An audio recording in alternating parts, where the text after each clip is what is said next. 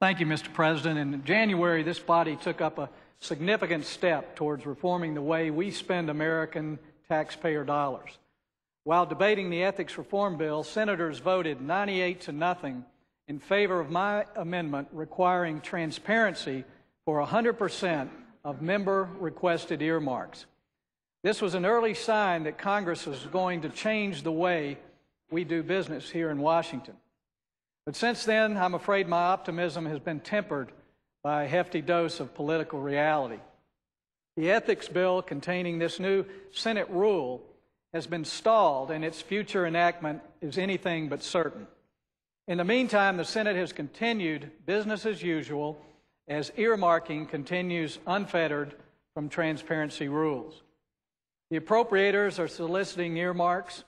The Word bill is full of undisclosed earmarks, and none of the committees are complying with the anti-corruption transparency requirements.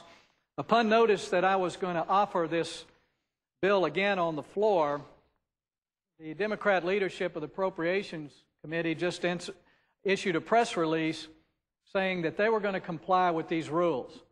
And that's really good news. So if the appropriators want to comply, there's no reason at all that we shouldn't enact this rule as a Senate rule. Yesterday's roll call reported that the Senate Environment and Public Works Committee is advancing two pieces of legislation packed with billions of dollars worth of earmarks. But the committee is not asking senators to certify that they have no financial interest in the projects, at least for now. In other words, the Senate is continuing to conduct its business in the old way, which was rejected by the American voters. We cannot continue to wait. The Senate rules must be changed now if we're going to implement what the chairman of the Appropriations Committee, the distinguished chairman, called an accountable, above-board, transparent process for funding decisions and put an end to the abuses that have harmed the credibility of Congress. I agree 100%, Mr. President.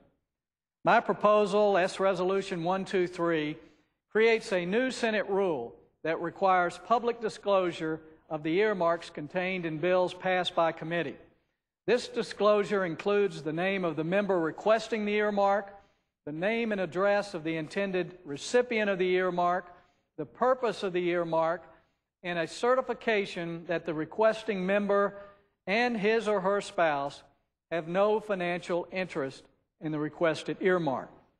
These are simple transparency ideas that the American people need. Mr. President, I ask unanimous consent that the following senators be added as co-sponsors to S. Resolution 123.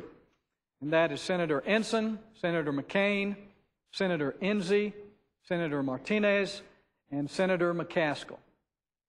Objection? Hearing no objection, it is so ordered.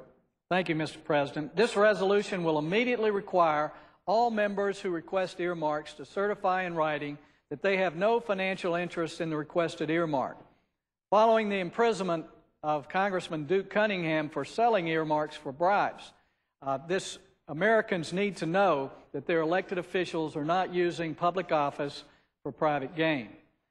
This is simple information that every senator should be willing to provide, and I believe most are. But it's beginning to look like the new majority is not really interested in shining light on the earmarking process. Before we left the Easter recess, I asked unanimous consent for the Senate to adopt the Senate Resolution 123 so that we could enact this important rule immediately. The majority objected and said that this proposal needed to go through the appropriate process. Mr. President, that's a sad excuse. This rule has already gone through the normal process. It was offered as an amendment on the floor. It was modified by the leadership of the Democrat Party, and it passed 98-0. This is a Senate rule, and the only thing left for us to do is actually enact it. Let me just read a few quotes from the Democrat Senate leadership when we worked out the language on this bill before. And this includes a lot of Democrat language. Majority Leader Harry Reid said, "In effect, we have combined the best ideas from both sides of the aisle, Democrat and Republican, to establish the strongest possible disclosure rules in this regard. Majority Whip Dick Durbin said, "I am pleased with this bipartisan solution. I believe it reflects the intent of all on both sides of the aisle to make sure there is more disclosure." We have full agreement. The language has been vetted. The bill that I offer today as a Senate rule is exactly the language that we passed 98-0. Mr. President, the Majority Leader offered up his own excuse when he said his office was not notified in advance.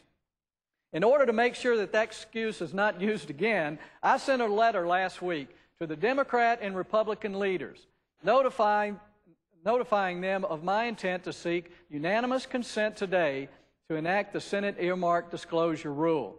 Again, the one we've already passed, 98-0. But I understand the other side has come up with a third excuse. This time they're going to say that enacting earmark disclosure requirements will dilute the lobbying and ethics reform bill's effect. This is probably the weakest of all of their excuses. How does enacting an ethics reform provision dilute its effect? The only thing diluting ethics reform is our unwillingness to abide by this new rule. And this excuse rings hollow because the majority did not bother to include this rule in their original bill. And when we brought it to the floor, they tried to kill it. Now I've tried to work in a bipartisan manner on this. I have been patient, but it's been over 80 days. The earmark process is continuing as usual, and all the American people are getting is excuses. It's time to enact this rule.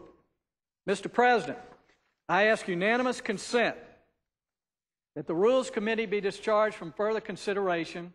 The Senate now proceed to Senate Resolution 123. Further, that the resolution be agreed to and the motion to reconsider be laid upon the table.